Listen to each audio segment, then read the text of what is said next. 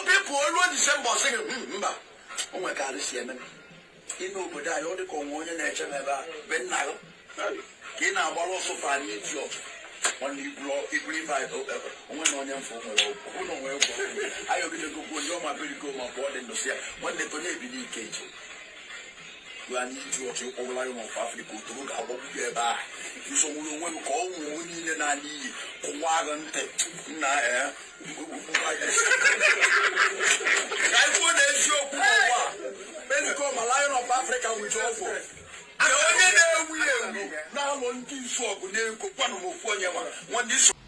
And the can call the home Takreta. Anaha, am I human a labo, Nanibo? Am I human a labo? Am I here history? Oh, Nanibo, no one can rue easy.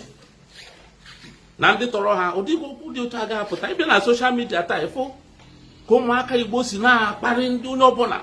Mohaneza asikwa mankasi emonya na ewezirisi umutakire na amanya na akọ ada akpali onye ọbụla ọ na-ewepụta mbe na mmiri oyi etie na mmiri ọkụ ọ na-ekwete na mmiri doza abụọ Odumeje ese na anaghị ahụ ọkara free station mụa na onwe ngwa na-agba onye ise bụ nwoke ibe nye sego na m ga-abịa n'ụlọ ụka gị free station gụ hụọrụ gị ụka ihe anyị kwesịrị ihe anyị soro ọhịa eme ome ịhụ ya n'anya isi na-asị Aro-ndizuogu iwe necha anya na ndizuogu niile onwe onye hụrụ onwe onye sọrọ anya mbụba niile dị na ndizuogu ụmụazị a na-anụ aha ha na ndizuogu iwe si na ndizuogu ka ya ama aka na ndizuogu ka ya akpa aha ara na-emegu ọ gafego bandịrị ụmụ maazị niile esiere gị n'ime nri chi ya anyị binie ama ahụ gị anya ị ga-adị ka ikuku na-efe efe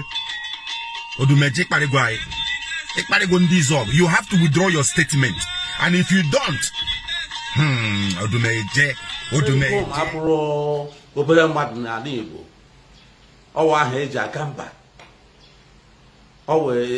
one of our biggest legends onye ọbụla akparịrị akparịrị ndị Igbo niile and they pụtara asị enwe onye nwere ego na Aro-ndizuogu ọ na-ekwe ogige na ntị ọwa ego bụ all and all. Odumeje ọ ga-anakwa ije nke Igbo onwe m ekenekwa m unu ọ ka bụkwa nwunu nwaanyị Ngozi Mmadụ eji m n'aka n'unu nọsị mma ọ gịnị na-afịọnụ ndị be anyị Odumeje lion ọ ya anakwa ije nke a ka ya dọwa ya ọnụ n'izu a asịkwa na ihe mere na ọkụkọ anaghị ekwu okwu maka na ama na-arapịa onwere ọnụ ya kwuo alụ unu mana mmalite afọ anụwa ka Odumeje anụwa wee ma dibịa niile nọ n'ala Igbo aka onye ọbụla ndị dibịa nwa nọpụtasị onye ọbụla maniche enu matu onye maniche ọmatu ebechi ihe niile a na-eme nke a ga nke a eficha gị ọ baa na onweze na-akọ maka ya ọpụtagokwa ọzọ wee bụrụzie ọsịzie nọ ya na ndị Aro-ndizuogu ya na mmanwụ ndizuogu n'onwe ya nọ ebe a ka ike nke kazi nke ịkpalizi akpali onye nwụrụ anwụ ihe anara eme na n'Igbo ụmụ Aro kịta okwu one ka gramma ụmụaka kịta anụnwa nwa ọzọ onye ma nke bụ nke nwazo ya ma aka nni na aka ekpe olugo mgbe anyị akụ nwoke ibi ọnụ ka bụ nke bụ eziokwu olugo mgbe anyị akụ ya ibi ọnụ ọ nọtụgodo ọnụ ofu ọnwa na-ekwuru okwu onwe ike uche ya anata ọ ya abụọ ọnọdụ na ọtị ya nọla ebe ndị ọ na-anọ na-akọ ihe ndị ọ na-akọ ka o nweta uche wee na-akọ ya maka na mụrụ m ka agadi nwoke ha ka ya otu ọha kịta o ji ezinụlọ mgbe ọbụla oyebe ọnụ ọ na-akọ tutututututu amarakwa ihe ụdị mmadụ aga na-akụzili ụmụ ya makwadụ m ndị niile a na-ana ebe ahụ achị ya eli ka ndị ala na-apụ ọfụ amara m ihe a na-amụta n'aka ya amara m ka m kwụsịkene na ebe a na vidio ka nkụ asị m ka m kwutuo okwu ngwakwanụ ka nye unu nya bụ vidio n'isi ka unu na-elebecha ha ncha maka na ndị mmadụ ekwe ha ekwerekwe iwe na-ewekwa onye ọbụla iwe na-ewekwa ndị Aro-ndizuogu biko kwa na Igbo ka unu butuonu na nke ka nke ihe ka nte na-abakwute ya n'ọnụ unu ga-anọ ha ebe a na-ekwu okwu nwa ntọntọ Odumeje anụ unu ga-eji aka pigbuo debe ebe kwesịrị ịnọ unu leba unu na-aka akụkọ ya ndị ugwu nakwa ebulu ọya ha anụnwa nna amụghọ maọbụ kolu nwoke kolu nwaanyị na na-aya ha ma onwelu n'ọzọ amanifacture ha na-aya ha anyị anọkwa ebe anụnwa na-akọ akụkọ ntọntọ Odumeje anụnwa ndị ugwu a na-abata be anyị na-ekesasịrị anyị ọya anyị na-amarọ bifo anyị mara ihe na-emenụ arapụ okwu Odumeje ọ bụrụzie ozu ka a na-akwa bikonu unu na-apịka Odumeje ihu unu na-apịka ya bikonu ka anyị tinyegodo anya na nke ka nke na-abịa ngwakwana ka m pụtakwana ka ọ dị mgbe ọzọ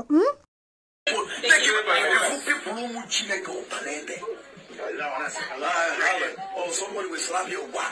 He said, no, I'm a child of Jesus.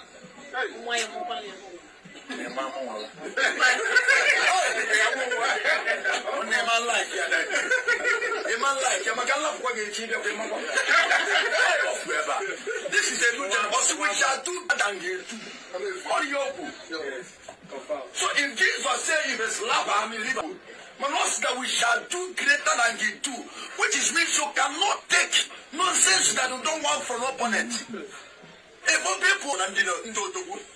But however he is at all, I respect you enough. The other time he can rise KG yes, in social media. That is good. Some pastors emere. Managing a Macahi home emere, a Macahi for being your job, Mr. Say him money emere, because and number two, I thought no could take upside down. I believe when I go Bible. Chineke a gift of prophecy, gift of discernment of spirit, gift of many gifts. Chukunenye, a man and Konyaki with a gift of preaching. Because over a man I so I thought no so upside down. Stick for what for work for you. Your talent is comedy, entertainment, acting. You know you the jovia to people. That is your calling. Follow your calling.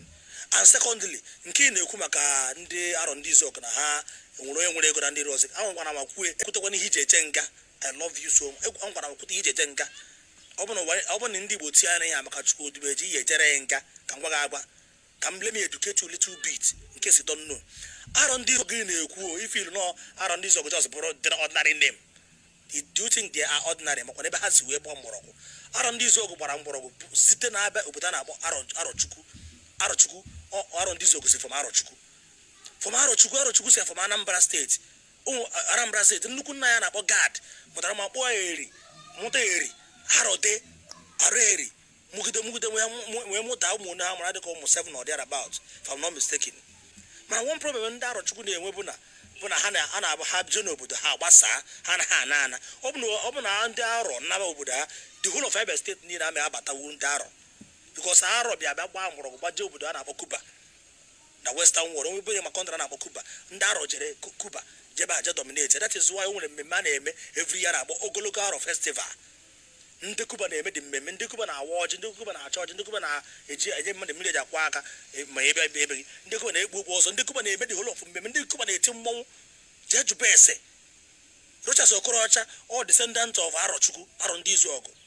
Ihe dị ọha bụ descendant of Aro-chukwu Aro-ndizuogu. Kanu Nwankwo descendant of Aro-chukwu Aro-ndizuogu. But the problem is that na ha jezie na ha na ekwezi anachi obodo ha si. Jee jụba ajụba jee gụba history.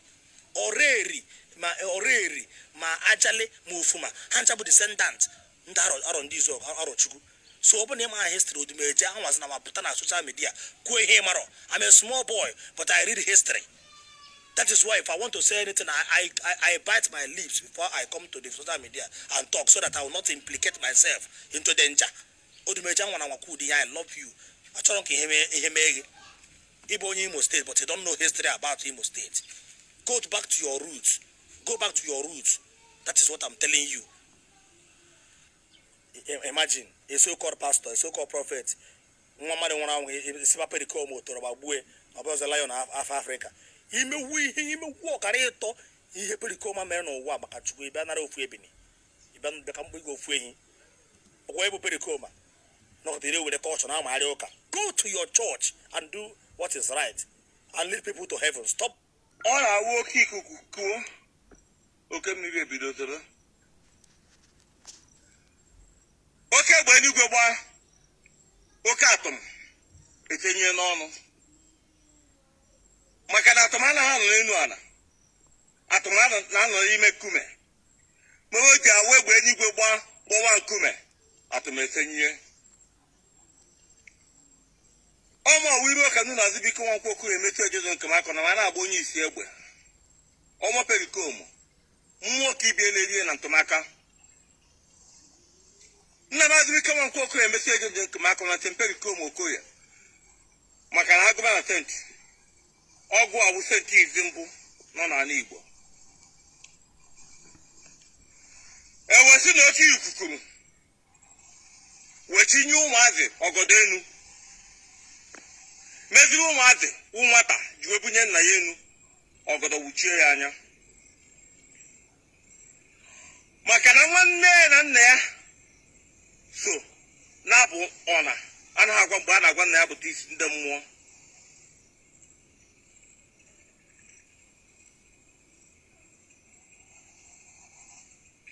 Odumeje ebinyele ọhụ ndọ ya agba aha ọhụ ndọ ya eji wekpa ego owuwe ichie perikom okoye emefu ejizo nke maka na m ka o ji akpa ego chọgwuo na nnụnụ ọnwụ na isi aka ahụ anaghị eji ọgọtụ ụkpọ Odumeje gụwụ nnụnụ isi aka agụ echi iji ọgọtụ ụkpọ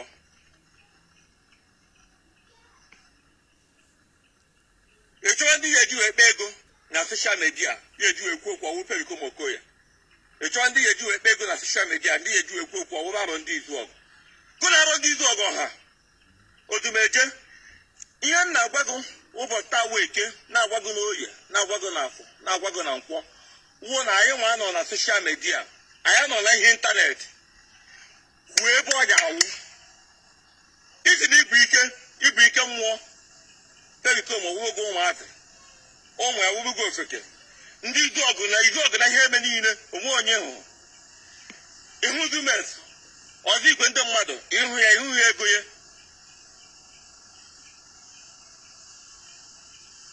onwe onye hụrụ na ndị izuọgụ ihe a na-agwago biko anyị nọ na soshal midia anyị na-agabeghị ịnụ ọgụ anyị na-agabeghị ịgba mgba na soshal midia ihe anyị na-ekwuwu ọnwụ na ikwu na ikwu etokọhụ nkwụ na nkwa ihe etikọta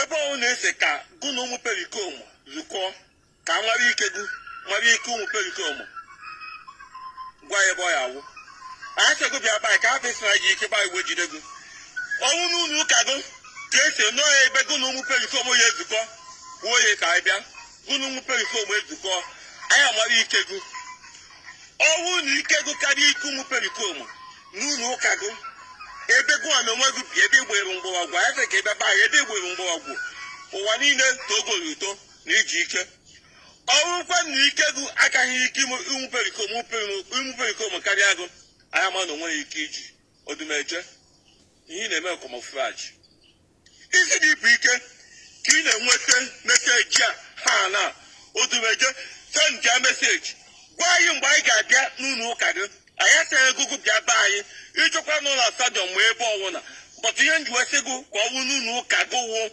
ka ọ wụrụ n'obe gị ebe ahụ ike godo ebe ahụ iji akpa ike ka a bịa be gị na ike gị ojugo m isi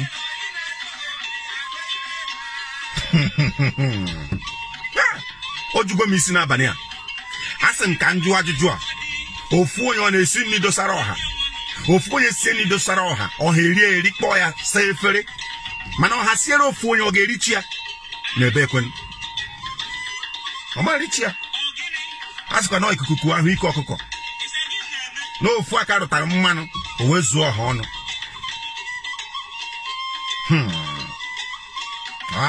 Odumeje ịkparịa ndị Aro-ndizuogu iwe necha anya na ndị izuọgụ niile onwe onye hụrụ onwe onye sọrọ anya mbụba niile dị na ndị izuọgụ ụmụazị a na-anụ aha ha na ndị izuọgụ iwe sị na ndị izuọgụ ka ihe ama aka na ndị izuọgụ ka ihe akpa aha ara na-eme gị ọ gafego bandịrị ụmụ maazị niile esiere gị n'ime nrichi ya anyị binie ama ahụ gị anya ị ga-adị ka ikuku na-efe efe Odumeje ịkparịgo ndị izuọgụ you have to withdraw your statement and if you don't Odumeje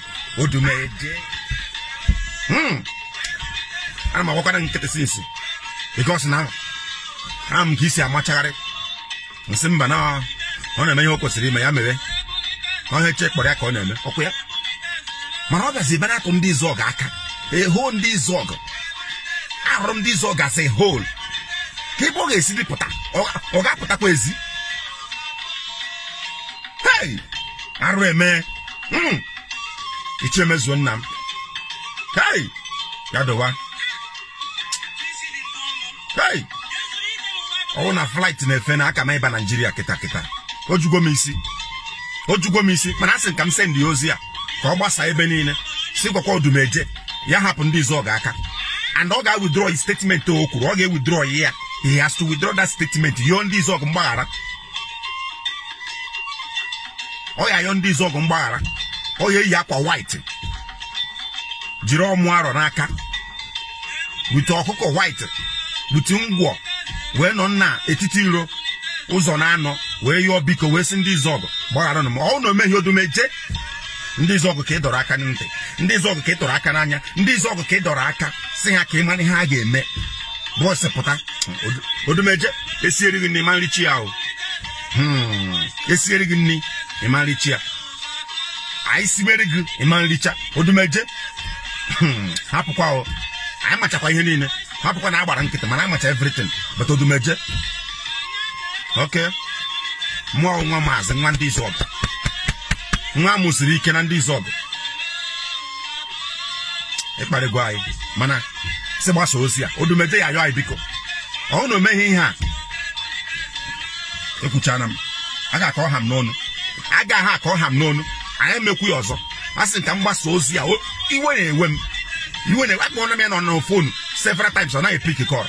Akpọgwo m several times ọ naghị pick call. Achọrọ m ka o pick call ka m jụọ ya Odumeje. Esibe ya ejebe onye. Ofu onye na-esi ndị dosara ọha. Isi ndị dosara ọha ha ericha ya. Mana anyị siere gị ma nricha. Ịkparịgwo ndị Izuogu. Ịkparịgwo anyị Odumeje. Mana ya dịwa.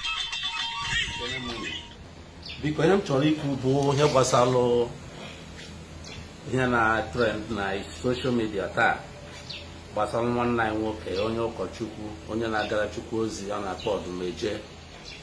O kwuru gbasara one of our legends, Pericoma, nke nwụrụ anwụ of blessed memory. Na-ewute onye ọbụla. Oke m nụrụ ihe a o wutere m believe from me until ma nụ ya ka ọ na-ekwu ya na social media. O wutere m na n'ala Igbo anaghị eji onye nwụrụ anwụ eme mkparị. Onye ọnwụ na nwụọ ọghọọ na one of the ancestors a na-ejizi onye aha ekwu okwu dị agha. O wutere m na Odumeje kwuru okwu dị otu ahụ. M na-echekwa na Odumeje na onwe ya ọ ga na-ewute ya taa. Sele ya makwa mgbe ha kwuru okwu dị otu a. Mụ onwe m edinye ego ndị otu anyị nọ na Anambra State, the 3 zonal leaders. So ha gaa na be ya gwa ya na m chọrọ ịfụ ya. M chọrọ ịfụ ya azụ ijele ndị Igbo. Azụ onye na-ejele ndị Igbo ozi. And m ji aka na ọ ga-abịa. Ọ ga-abịa ebe a. Ma jụọ ya otu mkpụrụ okwu na otu mkpụrụ ajụjụ. Mana tutu ka ya eme m na-ayọ ndị Igbo na-ayọ ndị Aro-ndizuogu si biko chelụnụ. Ọ nwatakịrị ka ọ ka bụ ka anụ kene ihe ọ ga-ekwu ka mara kene ihe ọ ga-ekwu. Maka ahụ m ka o si na-ewute ndị Aro-ndizuogu. Onye nke apụta okwu, onye nke apụta okwu, onye nke apụta enwe onye ọ na-ewute nwa o wutere m. Pericoma abụrụ obere mmadụ n'ala Igbo. Ọwa ahụ eji aga mba. Ọ wee one of our biggest legends. Onye ọ bụla akparịrị ya kparịrị ndị Igbo niile. And they pụtara asị enwe onye nwere ego na Aro-ndizuogu. Ọ na-ekwe ogige na ntị. Ọwa ego bụ all and all. Izuogu nwere mmadụ nwee ndị Igbo ji aga mba. Nwee ndị Igbo ji eme ọnụ. Aghọtara m ihe butere ụdị ekwu ahụ. Mana biko nụ a ga-eji nwayọ eso ya.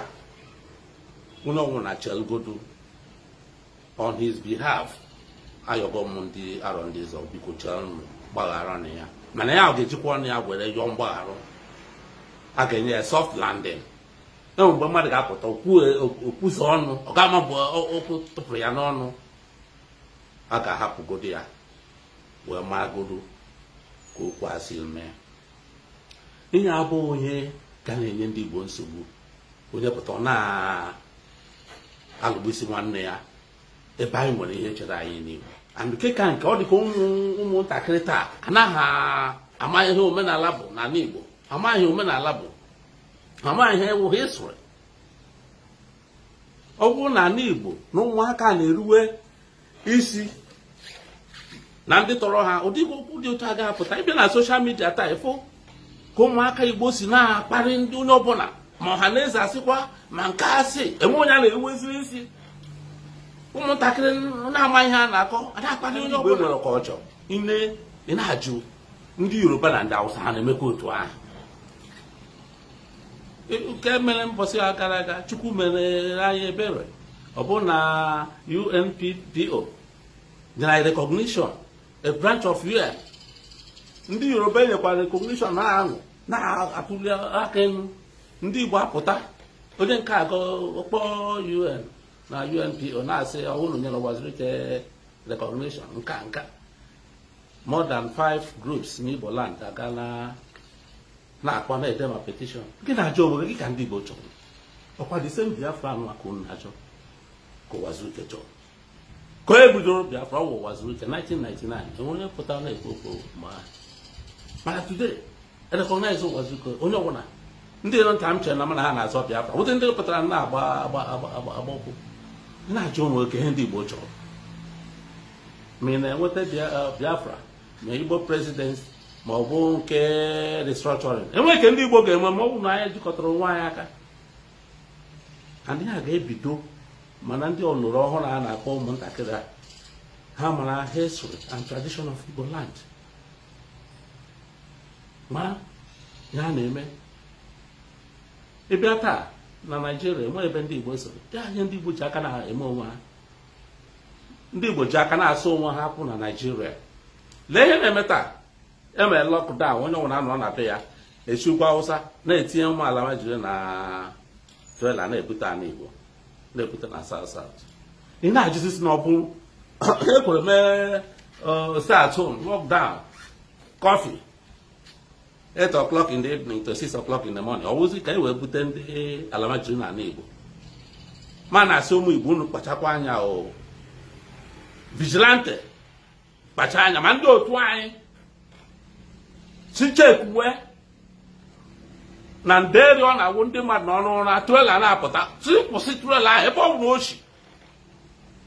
Trela si ugwu Awụsa cross out the whole boundaries nọ n'ugwu Awụsa bịawa n'ala Igbo. Enwe ebe a kwụsịrị ya, ọwụzi ebe a na-akwụsị ya wụ n'ala Igbo. Gị ma na enwekwa ihe ndị a bụ n'uche anyị amarọ.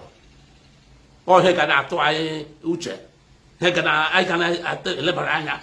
Ọ bụ apụta nwatakịrị pụta ọ na-akparị mba, na-akparị ndị Kanụ. Keka nke onye ụkọchukwu